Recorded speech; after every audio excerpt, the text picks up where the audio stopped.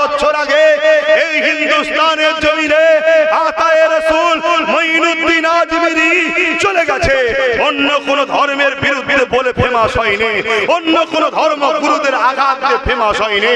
আল্লাহ নবীকে প্রেম করে এমন ফেমাস হয়েছে আমার দেশের প্রধানমন্ত্রীকেও প্রতি বছরে তার দরবারে চাদর পাঠাতে হয়, বাবা আমাকে দেখো একটু। অথচ আল্লাহ পাক আমাদেরকে কত ভালোবাসে। যখন কোন বান্দা বান্দি গুনাহ করে আল্লাহ পাক ওই সময় বান্দা বান্দিকে ডাকতে থাকে, ওরে আমার বান্দা বান্দির অন্যায় করিস না, ওরে আমার বান্দা বান্দিরে ভুল করিস না, নাফরমানি করিস না, ওরে আমার বান্দা বান্দিরে আয় আমি আল্লাহ আমার দিকে আয়। এই দুনিয়া কিছু দিনের জিন্দেগি, কত রাজা এসেছে চলে গেছে, কত মহারাজা এসেছে চলে গেছে, কত ওলিয়া উলিয়া এসেছে চলে গেছে, সবাই একদিন চলে যাবি। আমার নাফরমানি করিস না রে। এরপরও যদি বান্দা অন্যায়টা করে ফেলে, ফেরেশতা যখন খাতায় পাপ লিখতে যায় আমার আল্লাহ পাক বলে ওরে আমার ফেরেশতারে লিখিস না। ওই বান্দা রাতে যদি অন্যায় করে থাকে ফজর পর্যন্ত সকাল পর্যন্ত আল্লাহ পাক জানিয়ে দেয় তুই তওবা করে না, আমি আল্লাহ পাক মাফ করে দেব। দিনের বেলা যদি পাপ করে ফেলে আল্লাহ পাক রাত পর্যন্ত সন্ধ্যা পর্যন্ত অপেক্ষা দেয়, যদি বান্দা তওবা করে না আমি আল্লাহ পাক মাফ করে দেব। এ যুবকেরা তরুণীরা বাপেরা আমার আল্লাহ পাককে ভালোবাসে, যিনি তোমাকে এখনো বাঁচিয়ে রেখেছে, যিনি তোমাকে দুপুরে খাইয়েছে, যিনি তোমাকে কত সুন্দর রেখেছে। এ যুবকেরা তরুণীরা সামান্য ভিক্ষার মায়াজালে পড়ে গিয়ে আল্লাহ পাকের বিরুদ্ধে চলে যাও না গো। মনে রেখে দেবে এমন ভূমিকম্প দেবে ঘরবাড়ি সব জমিনের নিচে চলে যাবে, তোমার দাদাও বাঁচাতে পারবে না, তোমার দিদিও বাঁচাতে পারবে না। আর আল্লাহর পক্ষে যদি থাকো ওই ভূমিকম্পের নিচে তোমাকে আল্লাহ পাক বাঁচিয়েও দিতে পারে। যেমন পূর্বে তুরস্কে একটা ভূমিকম্প হয়েছিল, ওই ভূমিকম্প অবস্থাতে একটা বাচ্চা জন্মগ্রহণ করেছিল, আড়াই দিন পরও ওই বাচ্চাটা ভূমিকম্পের নিচে বিল্ডিং এর নিচে ধসের নিচে জিন্দা ছিল, আজও জিন্দা আছে। আরো জোরে বলুন সুবহান। বলো আমার ভাই, সেই আল্লাহকে ভালোবাসবে না যে আমাদেরকে কত ভালোবাসে।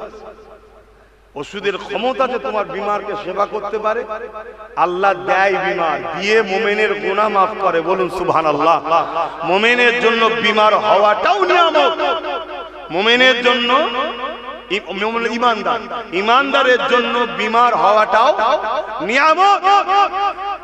গুনাহ মাফ হয়, আর গুনাহ যদি না থাকে তার যদি বিমার হয় সে যখন সবর করবে, শুকরিয়া আদায় করবে, ধৈর্য ধরবে, আল্লাহ ফেরেশতাকে ডেকে বলে দেখ তোরা তো বলেছিলিস মানুষ বানাতে হবে না, আমার পিয়ারা বান্দা দেখ আমি তাকে বিমার দিয়েছি, সে কোনো রকম আমার উপর অভিযোগ দিচ্ছে না, অথচ বলছে আল্লাহ আপনি জিহালে রেখেছেন শুকরিয়া, যা ফেরেশতা আমি ওর মাকামকে আরো বাড়িয়ে দিলাম। জোরে বলুন সুবহানাল্লাহ।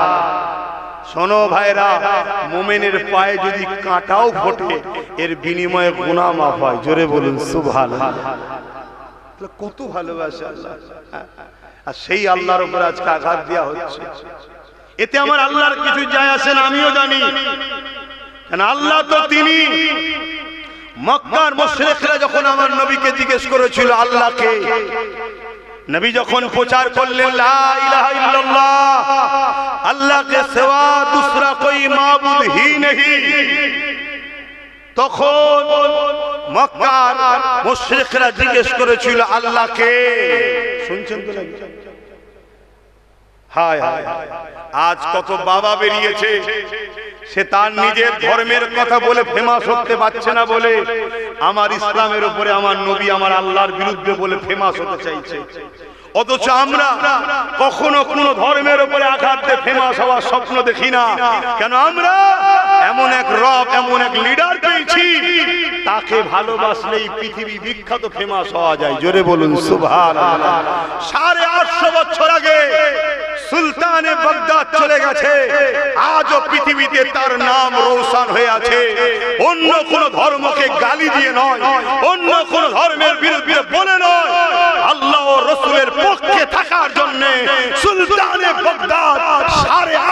বছর আগে চলে যাবার পরও আজও পুরো পৃথিবীতে সুলতানে বাগদাদ মানুষের হৃদয়ে রাজত্ব চালাচ্ছে। জোরে বলুন সুবহানাল্লাহ।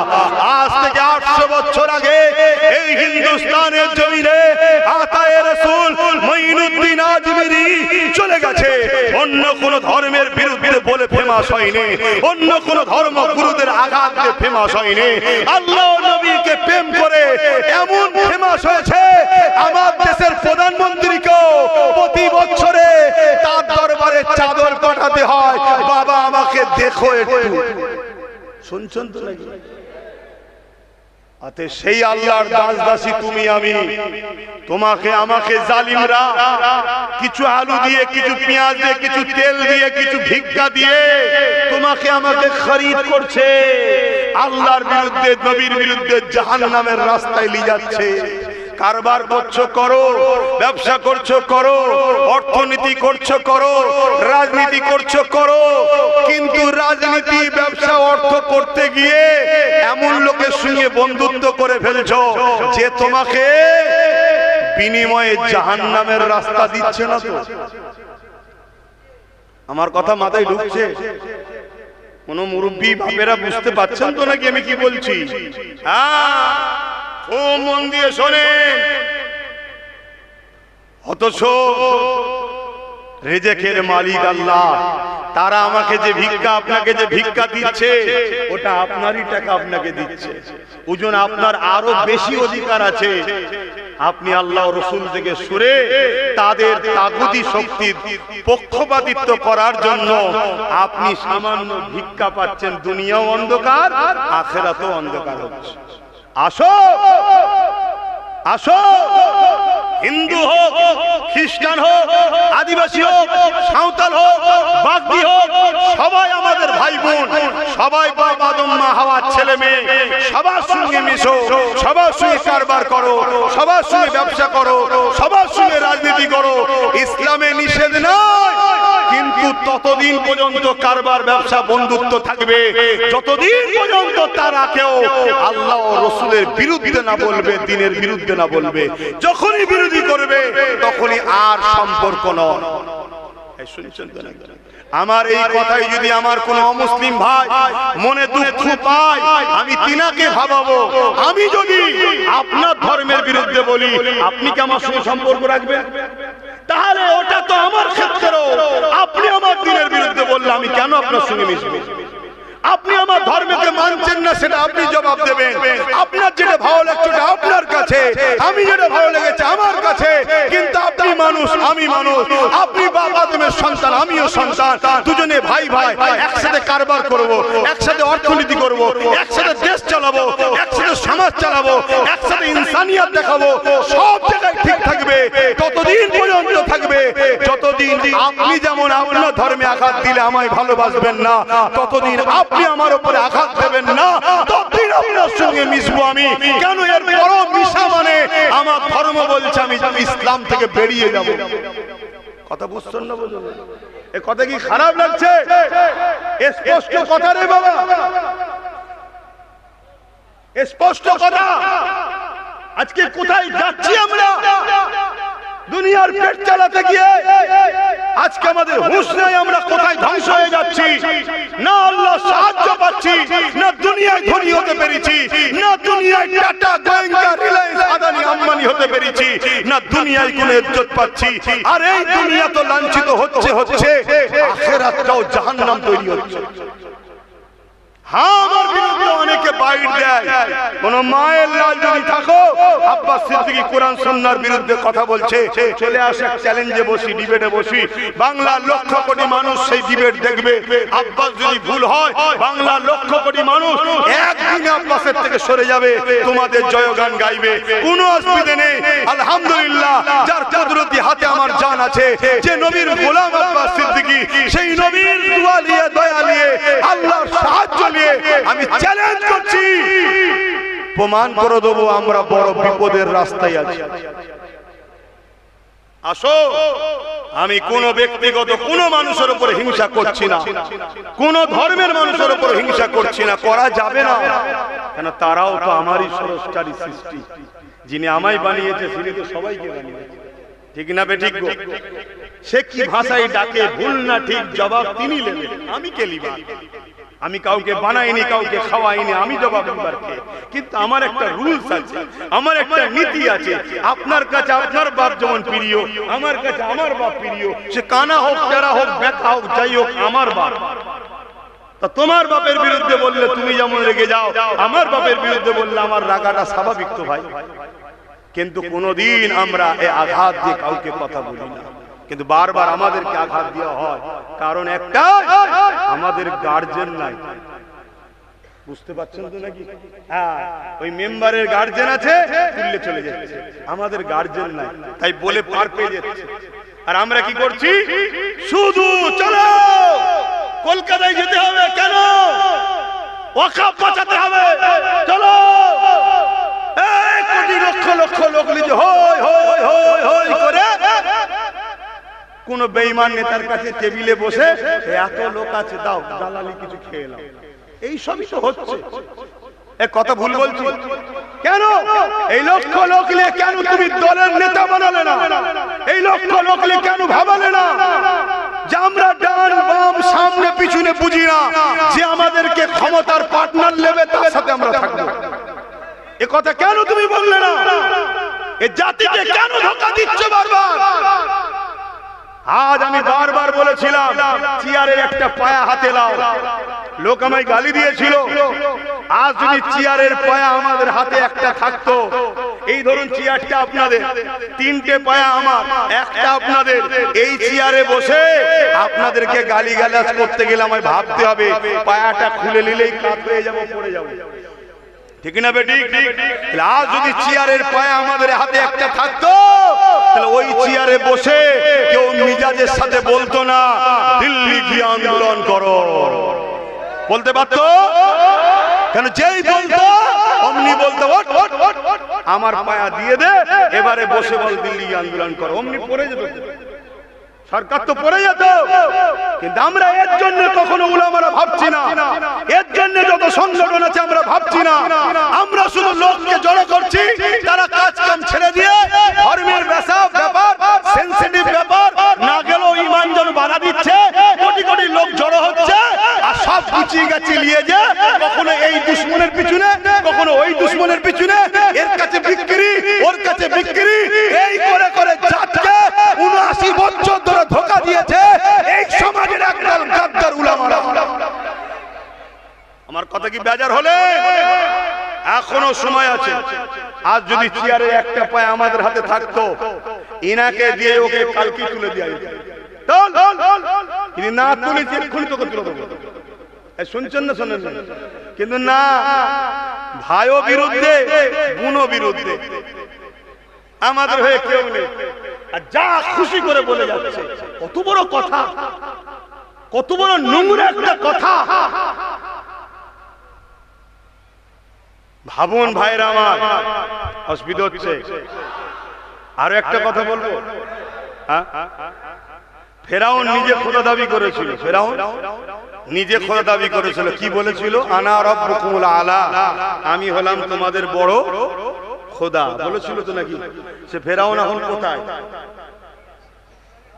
মিশরে জাদুঘরে দাঁত কেলিয়ে পড়ে আছে, কিন্তু ধোলাই হচ্ছে না, হয়নি। শরীরটা তো ওখানে দাঁত কেলিয়ে পড়ে আছে, অরিজিনাল রু, শাস্তি তো রুয়ের উপরে হয়, সে কিন্তু ধুলাই চলছে। বাবারে মারে, বাবারে মারে, বাবারে মারে, কেন বলতে গেলাম, কেন বলতে গেলাম, চলছে। আপনাদের বিশ্বাস হয়? আবার তো কে জান্নাতি কে জাহান্নামী বললেও ফতোয়া হচ্ছে যে আল্লাহ ছাড়া কেউ জানে না। আচ্ছা, আল্লাহ জানে, এটা কোনো আশ্চর্যের বিষয়? তা আল্লাহ তো জানবেই, তিনি তো মালিক, তিনি আমাদেরকে জানাবে বলেই তো কোরআনের মতো কিতাব পাঠিয়েছে যে এই রাস্তায় যদি চলো জান্নাত, এই রাস্তায় চলো জাহান্নাম। ক্লিয়ার কথা তো। মানে দালালির একটা সীমা আছে, দালালির একটা সীমা, সে সীমাকে অতিক্রম করে চলে গেছে।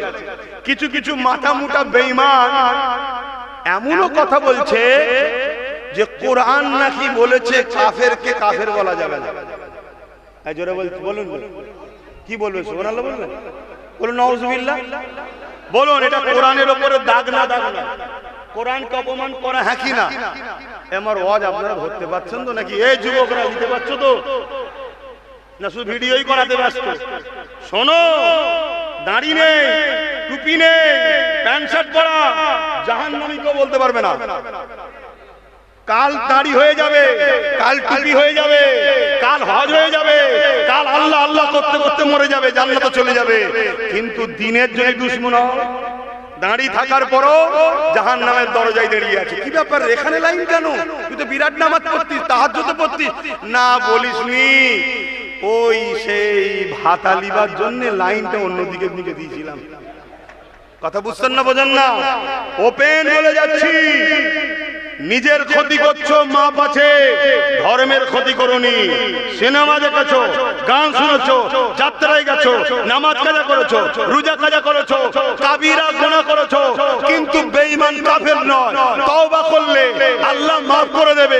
শুধু মাফ নয়, বিশাল হাবি, পৃথিবী বিখ্যাত সারাবি ছিল, পৃথিবী বিখ্যাত ওলি করে দিয়েছে। জোরে বলুন সুবহানাল্লাহ। হাবিবে আজমি, হাবিবে আজমি সুদখোর ছিল, আল্লাহ কাছে তওবা করেছে, হাসান বসরির হাতে বায়াত হয়েছে, পৃথিবী বিখ্যাত ওলি হয়ে গেছে। জোরে বলুন সুবহানাল্লাহ। আজকের যুবক কালকে ওলি হবেন এর কি মানে আছে? আজকে দাড়ি চাচা কালকে দাড়ি হবেন এর কি মানে আছে? আজকে বেনামাজি কাল নামাজি হবেন এর কি মানে আছে? কিন্তু আজকে তুমি এমন এক জালিমের সাথ দিলে, এমন এক জালিমকে সাহায্য করলে, সে ক্ষমতায় এসে তোমার মসজিদ মিটালো, তোমার মাদ্রাসা মিটালো, তোমার কবরস্থান মিটালো, তোমার ঈদগাহ মিটালো, তোমার ইসলামকে গালি দিল, তোমার আল্লাহর উপর আঘাত দিল। মনে রেখে দিও, জালিমের সাথে সাথ দিয়ে ইসলামের ক্ষতি করে তুমি বেঈমান হয়ে গেছো, তার সাথে হাসর নাসর হয়ে জাহান্নামে যেতে হবে। শুনছো তো নাকি? খুব ভালো করে বোঝো, আজ গরিব কাল ধনী লোক হতে অসুবিধা নেই, এই সময় লাগে না। এই তকদির আল্লাহ পাল্টাতে পারে না, পারে না? এই আমাকে দেখো না, আমি তো গরিব ছিলাম, এখনো গরিব, ওই খেয়ালে বলছি না, এখনো তো গরিব, সবই তো আল্লাহ। কিন্তু আজকে আমার কোনো অভাব রেখেছে আল্লাহ? তাহলে আজ তুমি ভাবছো আমার সংসার চলছে না, কাল তোমাকে যে আল্লাহ একটা চরকি মানে রাস্তা বার করে দিয়ে কোটিপতি করে দিতে পারবেন এর কি মানে আছে? তুমি ধৈর্য ধরো, সবর করো, আল্লাহকে বলো। কিন্তু নিজের পেটের জন্য দিনের সওদা করছো, দিনের পেটের জন্য মসজিদের সওদা করছো। হ্যাঁ, আজ ভাবো, আজ চিন্তা করো, না হয় কিন্তু কাল কঠিন বিপদ হবে। দুনিয়াতে তোমাকে আল্লাহ তাদের হাতেই মিটাবে যাদের জন্য তুমি আল্লাহর বিরুদ্ধে গেলে। সূরা বাকারা খুলে দেখুন, আল্লাহ কোরআনে বলছে, আর ওয়াদাল্লাহি হাক্কুন, আল্লাহর ওয়াদা হলো সত্য, একে রদ কেউ করতে পারবে না। তুমি যার জন্য আল্লাহর বিরুদ্ধে গেলে তার হাতেই আল্লাহ তোমাকে মিটিয়ে দেবে। খুব দুঃখের সাথে বলতে হয়, ফেরাউন কি বলেছিল? আমি খোদা, তাই তো নাকি? হ্যাঁ, আল্লাহ দাবি করেছো তো নাকি? মানুষকে জোর করে ফেরাউন তার দিকে এনেছিল, কিন্তু মানুষ ভয়ে চোটে ফেরাউনের দাসত্ব করেছে, ফেরাউনকে খোদা বলে মেনে নিয়েছে। এ যুবকেরা, তরুণেরা, আমার নবী পাকের প্রেমিকেরা, কিন্তু ফেরাউনের দরবারে ফেরাউনের ঘরে একজন মহিলা কাজ করত, যিনার নাম হলো মা সাত্তা, যিনি বড় গরীব ছিলেন, তিনটে পুত্র সন্তান ছিল, স্বামী ছিল না। ফেরাউনের এই খোদাইত্ব দাবিকে ওই আম্মা মা সাত্তা কিন্তু মেনে লাইনে, তাই তিনি আল্লাহকে আল্লাহ বলে মানে, মুসা নবীকে নবী বলে মানে। ঠিক এমন সময় একদিন ফেরাউনের বাড়িতে হাত থেকে কাকুইটা পড়ে গেছে। হযরতে মা সাত্তা যখন কাকুইটা তুলতে গেছে, বিসমিল্লাহ বলে তুলেছে। এই খবরটা ফেরাউনের কাছে কেউ দিয়ে দিয়েছে। এই খবর যখনই ফেরাউন পেয়ে গেছে, ফেরাউন মা সাত্তাকে ডেকেছে, হে মা সাত্তা রে, শুনলাম নাকি তুমি আমাকে আল্লাহ বলে মানো না। এমন করে মুসা যে আল্লাহর প্রচার করে, সে আল্লাহকে নাকি আল্লাহ বলে মানো। হযরতে মা সাত্তা চিন্তা করতে লেগেছে, আমি যদি সত্য কথা বলে দিই, এই জানি আমাকে অত্যাচার করবে, জুলুম করবে, আর আমি যদি জানকে বাঁচাবার জন্য এর সামনে মিথ্যা কথা বলে দিই, তাহলে পরকালে আল্লাহ পাক আমার উপরে নারাজ হয়ে যাবে। আমি মাসাত্তা আমার স্রষ্টাকে কি করে নারাজ করি, যিনি আমাকে বানিয়েছে, যিনি আমাকে জীবজন্তু পশু করেনি, তিনি আমাকে আশরাফুল মাখলুকাত করেছে, আমি তিনাকে কি করে নারাজ করি। এই জন্য আম্মা জান মাসাত্তা ফেরাউনের সামনে বলে দিল, এ ফেরাউন তুমি যেটা শুনেছো ঠিকই শুনেছো, আমি তোমাকে খোদা বলে মানি না, আমি তিনাকে খোদা বলে মানি যিনি তোমাকে মিশরের রাজা বানিয়েছে, যিনি তোমাকে সৃষ্টি করেছে, আমি তিনাকে আল্লাহ খোদা বলে মানি। মাসাত্তাকে ফেরাউন বুঝাতে লেগেছে, এখনো সময় আছে, পরিবর্তন হয়ে যাও, তোমাকে আজাদ করে দেবো, অনেক ধন দৌলত দেবো, লোভ লালসা দিতে লেগেছে। কিন্তু আম্মা মাসাত্তা একটাই কথা বলতে লেগেছে, আমি সব কিছু ছাড়তে রাজি আছি, আল্লাহকে ছাড়তে রাজি নয়। ফেরাউন লোভ দিচ্ছে, হিরে দেবো, মণিমুক্ত দেবো, আজাদ করে দেবো, গাড়ি দেবো, মানে ঘোড়া তৎকালীন সময়, কথা বুঝে আসছে, অনেক কিছু ধন সম্পদ দেবো, শুধু খোদা বলে মেনে নাও। মানছে না। আর আজকে আমার মুসলিম ঘরের ছেলে 500 টাকা 1000 টাকাই খোদা বলে মেনে নিচ্ছে। এই মানছে না, মানে না। আমার কথা কি ভুল হচ্ছে? আপনারা জানেন না, এ যেমন খোদার বিরুদ্ধে আল্লাহর বিরুদ্ধে কথা বললো, এটার প্রতিবাদ যেমন হলো, আইলা মুহাম্মদ সাল্লাল্লাহু আলাইহি ওয়াসাল্লামের পক্ষে দাঁড়িয়ে প্রতিবাদ হওয়া দরকার আছে না? না হচ্ছে। কিন্তু আরেকটা কথা আমি বলবো, যে প্রতিবাদ হয় না, আপনারা হয়তো শুনতেও পাননি। সেটা কি? এই বাংলাতে আমার বাংলার নেত্রী মমতা ব্যানার্জিকে তার দলের এমএলএ বলছে আমাদের আল্লাহ। প্রতিবাদ হয়েছে? এই জোরে বলেন, মমতা কি আল্লাহ? যদি আল্লাহ না হয় এর বিরুদ্ধে প্রতিবাদ করুন, আর যদি প্রতিবাদ না করে একে মেনে নিন, তার মানে আপনি 500,000-এর কাছে খোদা বলে মেনে নিয়ে বিক্রি হলেন। এই কথা ভুল বললাম? যদি বলে উনি তো দাবি করেন, আরে উনি ফেরাউনের থেকে বড় চালাক, ওই জন্য নিজে দাবি করেন। উনি ওনার দলের চালা খেতে দাবি করাচ্ছে। তুই বল আগে বাজার মহলটা দেখি কি হয় রিয়াকশন। শুনছেন তো নাকি? ফেরাউন তো এত এডুকেটেড পারসন ছিল না, মূর্খ ছিল তো, তাই ডাইরেক্ট বলে দিয়েছে আনা রব্বুকুমুল আলা। এগুলো তো শিক্ষিত ফেরাউন তো।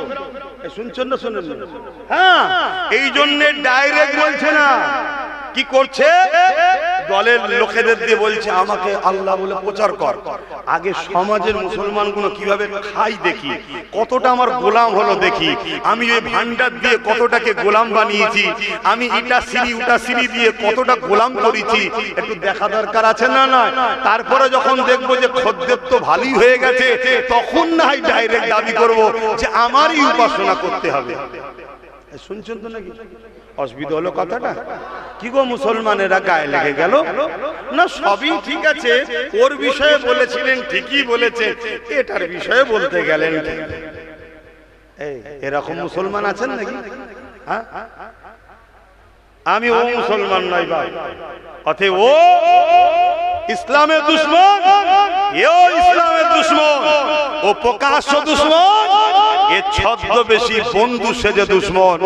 রাসূলের ভাষায় ওর থেকে ভয়ানক। কেন? ওকে আমি চিনি, একে আমি চিনি না।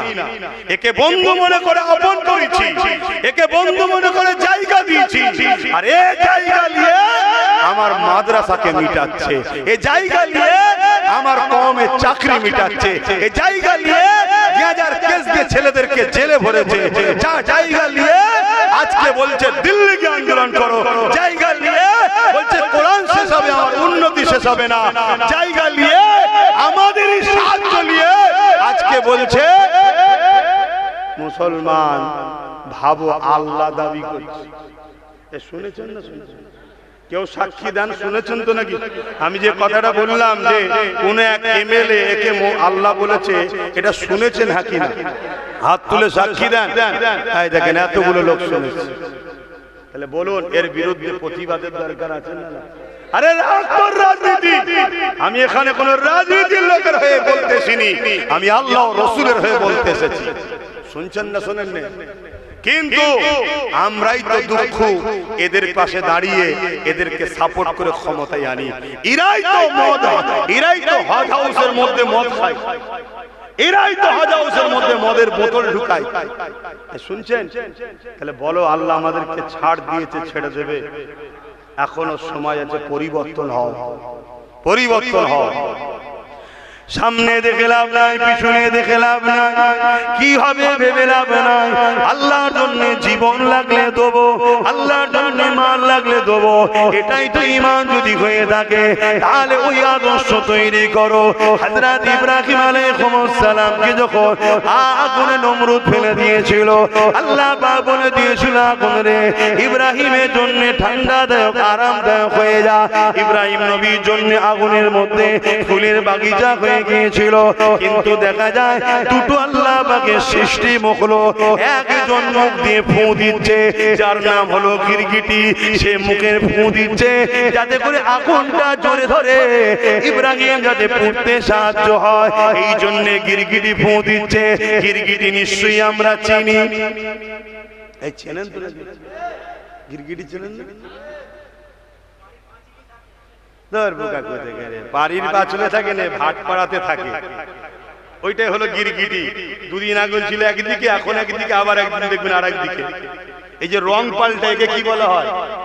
এই রং যে পাল্টায় কি বলে? হ্যাঁ, ওইটাই হলো গিরগিটি। ওটা বড় গিরগিটি, আর বাড়ির পাঁচিলে যে থাকে ওটা ছোট গিরগিটি। এরা রং পাল্টায় না, পাল্টায় না। মানুষ বিশ্বাস করে সাথ দিল, ঝুপঝাপ করে লাভ মারছে।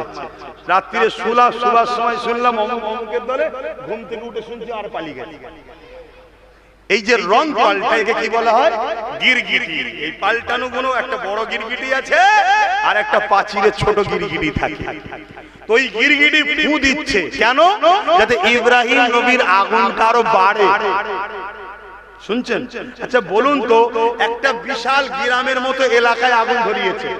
যারা গেছে ইরাকে তারা জানে, ব্যাবিলন শহরে আমি নিজে চোখে দেখে এসেছি।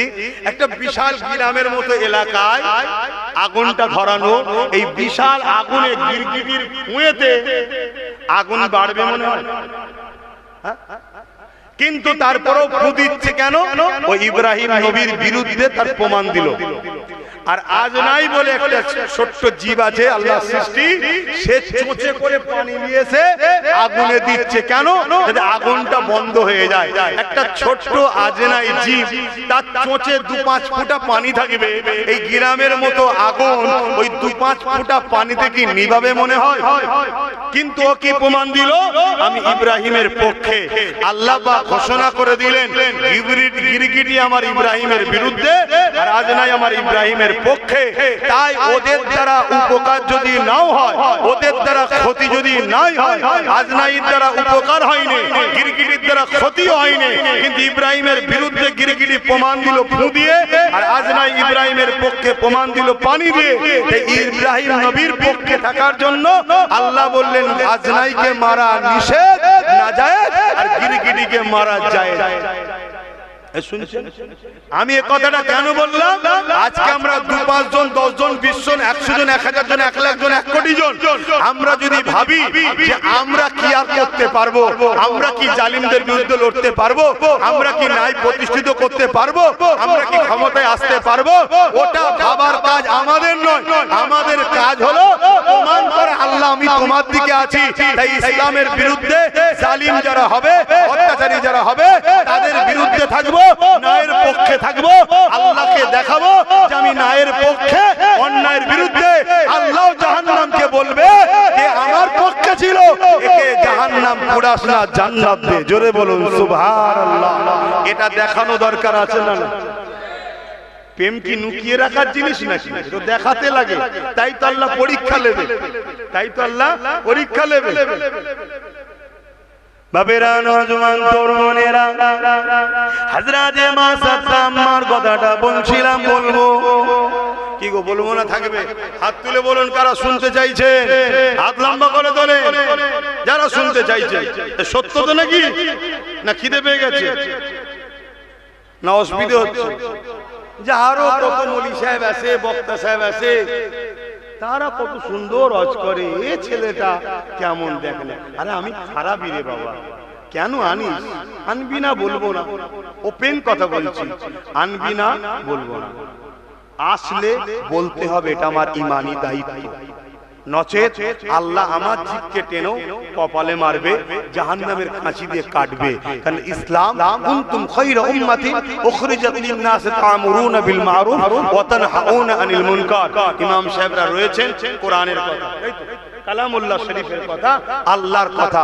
আল্লাহ আমাদেরকে শ্রেষ্ঠ উম্মত করেছে, খায়রুল উম্মাহ, কুনতুম খায়রা, কুনতুম খায়রা, খায়র উম্মত, শ্রেষ্ঠ উম্মত। কি জন্য? আমাদেরকে আল্লাহ দুটো কাজ দিয়েছে। কি কাজ?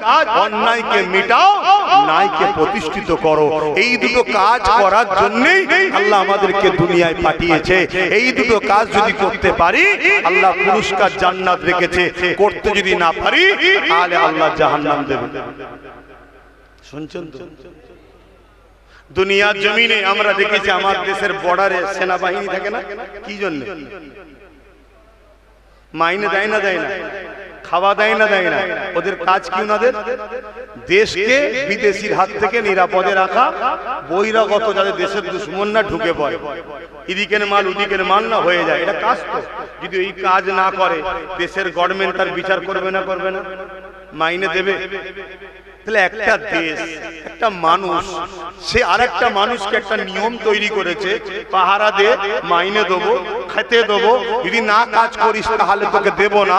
তাহলে মহান স্রষ্টা, যিনি দুটো হাত, দুটো পা, দুটো চোখ, দুটো কান দিয়েছে, তিনি আমাদের ডিউটি দিয়েছে আমার জমিনের উপরে ফিতনা নয়, অন্যায় নয়, জুলুম নয়, খুন নয়, চিটিংবাজি নয়, প্রতারণা নয়, চুরি নয়, ডাকাতি নয়, অন্যায়কে মিটাও আর ন্যায় প্রতিষ্ঠিত করো, শান্তি প্রতিষ্ঠিত করো, মানুষের হক দাও, মানুষকে বাঁচতে দাও, প্রেম দাও, ভালোবাসা দাও, ইনসাফ দাও, ইনসানিয়ত দাও, নাই দাও। এই কাজ করার জন্যই তো আল্লাহ আমাদেরকে পাঠিয়েছে। হে উম্মতে মুহাম্মাদি, নিজেকে চিনতে পারলে না, তোমার আমার দশাটা ওই মৃগনাভিওয়ালা হরিণের মতো হয়েছে। হরিণের পেটেই মৃগনাভি থাকে, হরিণ মৃগনাভির খুশবুতে পুরো জঙ্গল চষে বেড়ায়, কোথা থেকে খুশবু আসছে নিজের পেট থেকে বেরোচ্ছে বুঝতে পারে না। আরে আল্লাহ তোমাকে আমাকে এই দুনিয়ার জন্য খলিফা করে পাঠিয়েছে।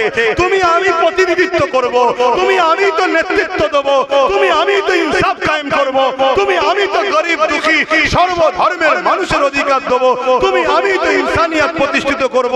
আজকে নিজের দায়িত্ব ভুলে গিয়ে এ চোরের পিছনে, ও খুনির পিছনে, এ ডাকাতের পিছনে, এদের ওদের ঘুরে ঘুরে ঘুরে ঘুরে ওই হরিণের মতো লাস্টে জঙ্গলে জড়িয়ে মারা যায়। আমাদের মরণটা হচ্ছে।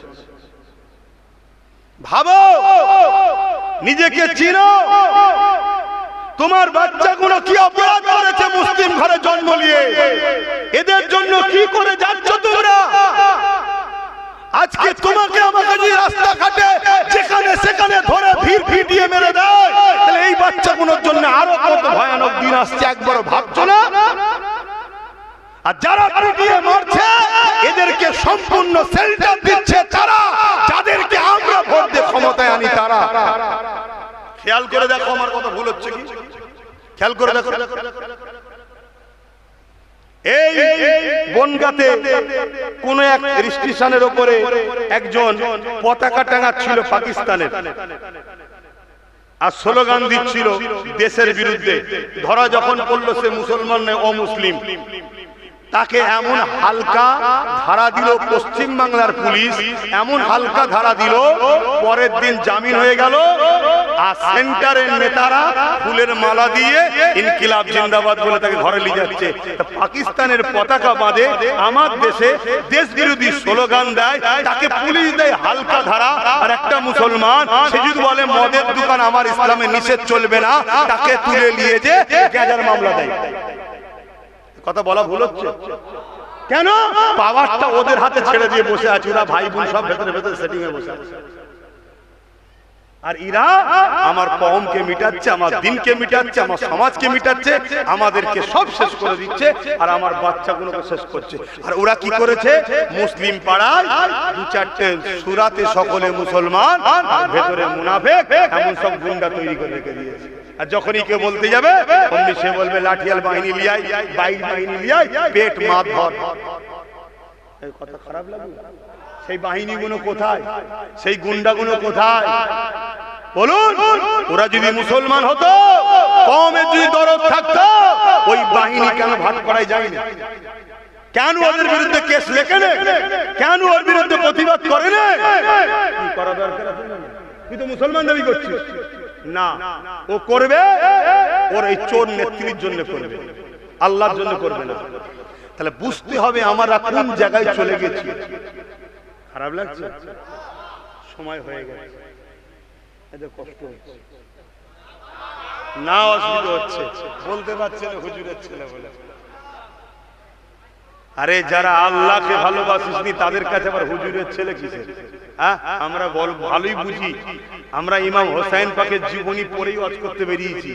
ইমামে হোসাইন পাকের বিরুদ্ধে যারা অস্ত্র ধরেছিল, একটা কেউ হিন্দু ছিল না, একটা কেউ খ্রিস্টান ইহুদি ছিল না, সব মোল্লাই ছিল, গদির লোক, পদের লোক। হাত্তাকে 13,000 আলেম উলামা মুফতি ছিল। আবার ইমাম হোসেন হুজুরের পক্ষেও যে 72 জন ছিল, তাদের মধ্যে আলেম উলামা মুফতি ছিল। তাহলে আলেম উলামা মুফতি দুদল হলো না? হলো না? একদল এজিদের পক্ষে, একদল হোসাইনের পক্ষে। আজও একদল আলেম উলামা ইমাম আছে যারা হোসাইনের পক্ষে ইমামতির কথা ভাবে না, যে আমার চাকরি চলে যাবে ভাবে না, তারা হক কথা বলে মসজিদে দাঁড়িয়ে। একদল হোসাইনি ইমাম আছে, একদল হোসাইনি আলেম আছে, একদল হোসাইনি ওয়াইজিন আছে, আবার একদল এজিদি উলামাও আছে না? নাই? আচ্ছা, আমরা তো জেনে শুনেই ওয়াজ করতে বেরিয়েছি যে হোসাইন পাককে শহীদ করেছিল কারা আমরা জানি না? জানি তো, জেনে শুনেই হক কথা বলছি। কেন? এই জিন্দেগিটা আব্বাস সিদ্দিকীর নয়, আব্বাস সিদ্দিকীকে আল্লাহ ভালোবেসে ব্যবহার করতে দিয়েছে। আমার দুটো হাত আল্লাহর তৈরি, দুটো চোখ আল্লাহর তৈরি, দুটো কান আল্লাহর তৈরি, দুটো নাকটা আল্লাহর তৈরি, মাথাটা আল্লাহর তৈরি, চুলটা আল্লাহর তৈরি, ঠোঁটটা আল্লাহর তৈরি, দাঁতটা আল্লাহর তৈরি, জিভটা আল্লাহর তৈরি, কিডনি আল্লাহর তৈরি, হাড় আল্লাহর তৈরি, সব আল্লাহর তৈরি। হাতটাকে জবানে কথা বলছে আল্লাহ দিয়েছে, যেটাকে বলে রূহ, জান, যার জন্য লড়ালড়ি করতে পারছি, বেরিয়ে গেলে আর লড়ে না, ওই জানটাও তো আল্লাহর হুকুম, রূহ আল্লাহর হুকুম। তাহলে সব যখন আল্লাহর, আমারটা কি? তাহলে এটা নিয়ে আমার এত ভাবার কি দরকার? এই হাত লিয়া তো ভাবার কি দরকার? পা লিয়া তো ভাবার কি দরকার? জানলে তো ভাবার কি দরকার? যে দিয়েছে সে হিফাজত করতে পারে না? পারে না? আর সময় যখন হবে ডেকে নেবে, কেউ রুকে রাখতে পারবে? হাতে ওর জন্য ওলিয়ে চিন্তা করি না। কিন্তু আমি যে কথাগুলো বলছি ভুল বলছি, অন্যায় বলছি। তুমি তোমার লিডারকে তুমি তোমার বাবা বলতে পারো, তুমি তোমার লিডারকে তোমার মা বলতে পারো, আরো যদি কিছু শখ যায় তুমি বলতে পারো, সেটা তোমার ব্যাপার। কিন্তু তুমি তোমার লিডারকে আল্লাহ বলো কি করে? এর প্রতিবাদের দরকার আছে না? না। খুব শিগগিরই খবর পাবেন বিভিন্ন জায়গায় ফুরফুরাশে আহলে সুন্নাত ওয়াল জামাতের ডাকে এই আল্লাহ বলার দরুন আর এই নতুন জাহান্নামের কুকুরটা যে কথা বলেছে, এর প্রতিবাদ আগামী দিন হবে। ইসলামের পক্ষে দাঁড়িয়ে প্রতিবাদ করব, ইসলাম বিদ্বেষীদের বিরুদ্ধে। আপনারা যারা ইসলামের পক্ষে খবর পেলে একটু যাওয়া দরকার আছে না? নাই? কারা যেতে রাজি আছেন হাত তুলে দেখান, লম্বা হাত তুলবেন। আর পাশাপাশি দেখুন কেউ বাকি আছে কি? হাত তুলুন। কেউ বাকি আছে কি দেখুন, হাত নামিয়ে দেন। কেউ বাকি নেই তো? কেন দেখতে বললাম হাত বাকি আছে নাকি? বাকি থাকলে ঝগড়া করবেন না? না, ঝগড়া করার লোক আমরা নয়, ঝগড়া করার লোক আমরা নয়, আমরা ডিফেন্স করার লোক। আর আমরা ডিফেন্স করলে পৃথিবীর মানচিত্র চেঞ্জ হয়ে যায়। বলুন আলহামদুলিল্লাহ। আমরা ঝগড়া করার লোক নয়। ইতিহাস বলছে কখনোই ঝগড়া করিনি আমরা, কিন্তু ডিফেন্স করেছি আমরা। আর ডিফেন্স যখনই করেছি, আচ্ছা আচ্ছা চিঙ্গিস খান, হালাকু খান, সব খান সাইজ হয়ে গেছে। কথা বুঝছেন না? বুঝছেন না? কেন তাহলে দেখতে বললাম? এজন্য দেখতে বললাম, মুনাফিককে চিনতে হবে। মুনাফিক হলো আমাদের জন্য সবথেকে বড় ভয়ঙ্কর। আমাদের মধ্যে থাকবে আমাদের প্ল্যান পরিকল্পনা জেনে দুশমনকে বলবে, আর তার বিনিময়ে কিছু পয়সা নেবে। শুনছেন তো? যা কাছে নাম্মা জান মা সাত্তা খুলে কথাটা একটু বলে নি। ফেরাউন চারিদিক থেকে বুঝাতে লেগেছে, এ মা সাদ্দারে আল্লাহকে ছেড়ে দে, মুসার কথা ছেড়ে দে, আমাকে আল্লাহ বলে মেনে নে। মা সাদ্দাম একটাই কথা বলছে, ফেরাউন তুমি যাই করো না কেন আমি তোমার কথা মানবো না। যিনি তোমাকে সৃষ্টি করেছে তিনি আমাকেও বানিয়েছে, আমি তিনাকে খোদা বলে মানি। এ যুবকেরা, তরুণেরা, বাপেরা, মা সাদ্দা যখন কিছুদিন শুনছে না, ফেরাউন এবারে ভয় দেখাতে লেগেছে। কি ভয় দেখাতে লেগেছে? বিশাল কড়া জোগাড় করেছে, ওই কড়াতে তেল দিয়েছে, তলাতে আগুন ধরিয়ে দিয়েছে, কড়ার তেলটা টকবক টকবক করে ফুটতে লেগেছে। মা সাদ্দাকে নিয়ে এসে দাঁড় করিয়েছে, তিনটে ছেলেকে নিয়ে এসে দাঁড় করিয়ে দিয়েছে। দিয়ে ফেরাউন বলতে লেগেছে, এ মা সাদ্দা তুমি জানো আমি কত জুলুম করতে পারি? মা সাদ্দা বলছে, হ্যাঁ জানি, তবে মনে রেখে দিও যতই জুলুম করো না কেন আমার হৃদয় থেকে আমার আল্লাহকে বার করতে পারবে না। তোমার সব জুলুম ফেল হয়ে যাবে, আমি মা সাদ্দা আল্লাহকে ছাড়বো না। এ যুবকেরা, আজকে দিনও আমাদেরকে টাকার লোভ দেখায়, গাড়ির লোভ দেখায়, বাড়ির লোভ দেখায়, পদের লোভ দেখায়। আমার মুসলিম ছেলেদের মধ্যে এখনো অনেক ইমানদার, ইনসাফ পরায়ণ, ন্যায় পরায়ণ ছেলে রয়েছে। এরা যখন কোনোভাবে বিক্রি হতে চায় না, তখন এদেরকে মিথ্যা কেসের ভয় দেখানো হয়, জুলুমের ভয় দেখানো হয়, প্রশাসন দিয়ে হুমকি দেওয়া হয়, নানান ভাবে জুলুম করা হয়। মনে রাখবেন, এরপরও কিছু ইমানদার আজও আছে, সব অন্যায়কে অপেক্ষা করে জালিমদের বিরুদ্ধে এখনো বুক চিতিয়ে দাঁড়িয়ে আছে। এদেরকেই বলা হয় ইমানদার। এ যুবকেরা, তরুণেরা, হয়তো এদের লেবাস অনেক ভুল আছে।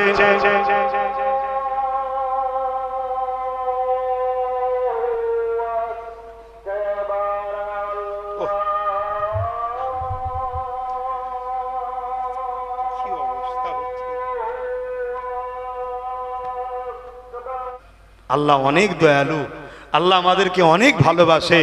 জালিমরা অনেক চেষ্টা করছে আমাদেরকে আল্লাহ থেকে সরাবার। যাক, ইনশাল্লাহ আমরা জীবন দেবো, আল্লাহ রসুল ছাড়বো না, বলুন ইনশাল্লাহ। তা নামাজের জন্য আর কথা বাড়াতে পারছি না, আসুন সালাম পড়েলি। ইয়া নবী সালাম,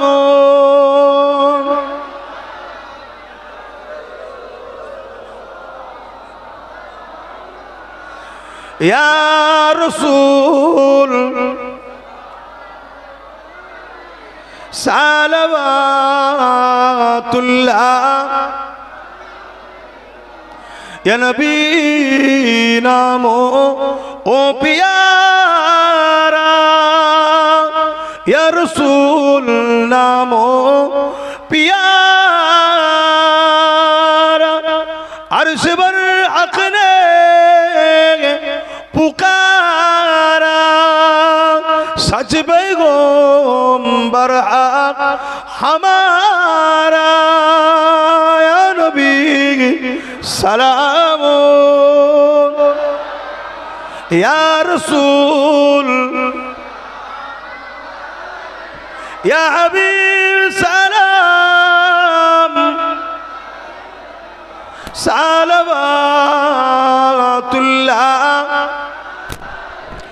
কঠিন হাসরের দিনে কি আছে মোদের কপালে, গুনাহগার উম্মাহ আতো আপনার লইবেন সঙ্গে এ মাশরে, নবী সালাম, ইয়া রাসূল, ইয়া হাবিব সালাম, সালাওয়াতুল্লাহ। সকলে গায়ে গায়ে বসেন, সকলে বসেন, দোয়া হবে এখনই।